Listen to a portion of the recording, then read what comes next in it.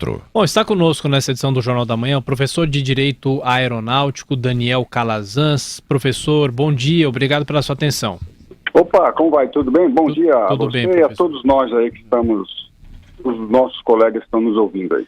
Bom, professor, diante de tudo que se sabe até agora, de tudo que se falou sobre a tragédia com a aeronave, essa história de autonomia de voo, se faltou ou não faltou combustível, pelas informações que já chegaram para nós e com análise mais para frente, claro, das caixas pretas. O que é possível já concluir? É possível chegar a alguma conclusão, a alguma ilação, pelo menos, professor?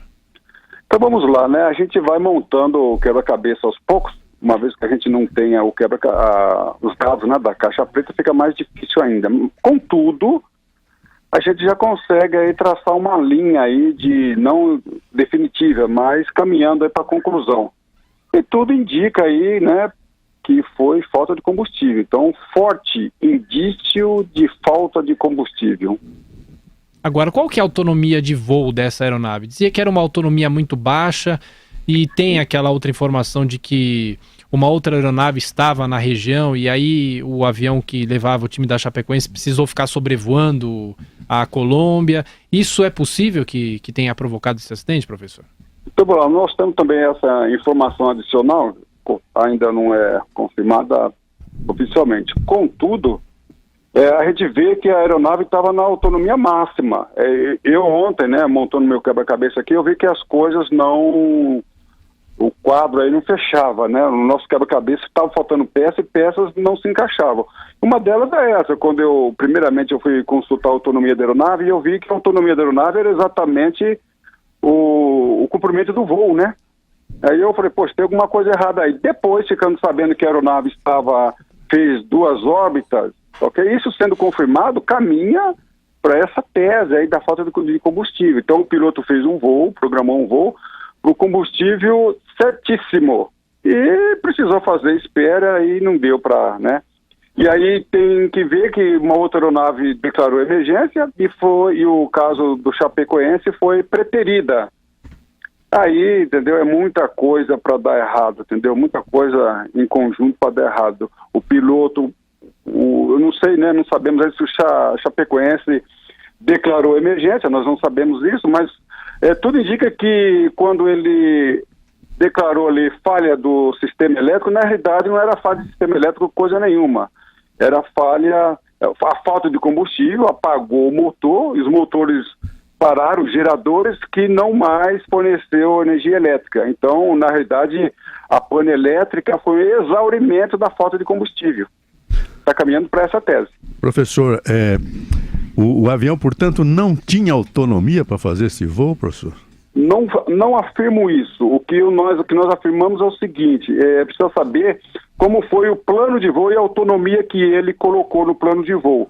Contudo, nós entendemos que a aeronave tinha um alcance máximo de 2.900 milhas, 2.965, e a aeronave percorreu uma distância de 2.975, ou seja, as contas não se fecham. A gente está vendo no plano de voo, é um outro dado que precisa ser feito também,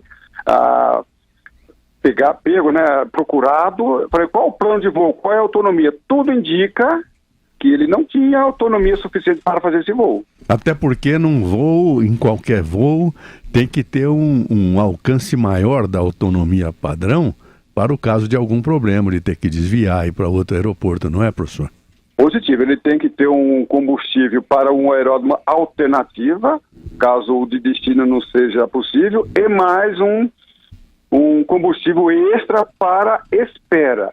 Esse tipo de voo, confirmando isso, né, se a aeronave estava no limite máximo do seu alcance, ela não poderia ter feito um voo direto, deveria ter feito um voo mais curto, né, e aí sim, reabastecer a aeronave e prosseguir, tá? Talvez nós vamos entender essa lógica aí que não está fechando. Ô professor, só mais uma dúvida. Fica tranquilo. Alguém fiscaliza esse plano de voo e eu queria que o senhor explicasse essa história dessa convenção que uma aeronave de um país de origem, a Convenção de Chicago, daqui do Brasil, só poderia ir primeiro para a Bolívia, porque a aeronave era boliviana, e depois de lá eles pegariam outro voo. Como é que é isso, professor? País sede ou país de destino, né? O negócio é o seguinte, A ANAC, ela impediu esse voo baseado no artigo 7 da Convenção de Chicago, que é o documento maior da aviação civil internacional, e também com respaldo no artigo 14 do Código Brasileiro da Aeronáutica. E diz o seguinte: se você tem uma linha aérea, que era o caso, e essa linha aérea já está confirmada com duas empresas, que nós temos nessa linha aérea, nessa rota que essa Lamia pleiteou inicialmente, se você tem companhia aérea já realizando voo comercial, você não pode permitir um voo de fretamento. Essa é a lógica, uma lógica técnico-jurídica e até mesmo comercial. Então, totalmente enquadrado dentro da lei, a ANAC ao rejeitar essa permissão. Professor, só para fechar... Há um tribunal internacional nessa questão da aviação, ou tudo fica nos limites das legislações aéreas dos países?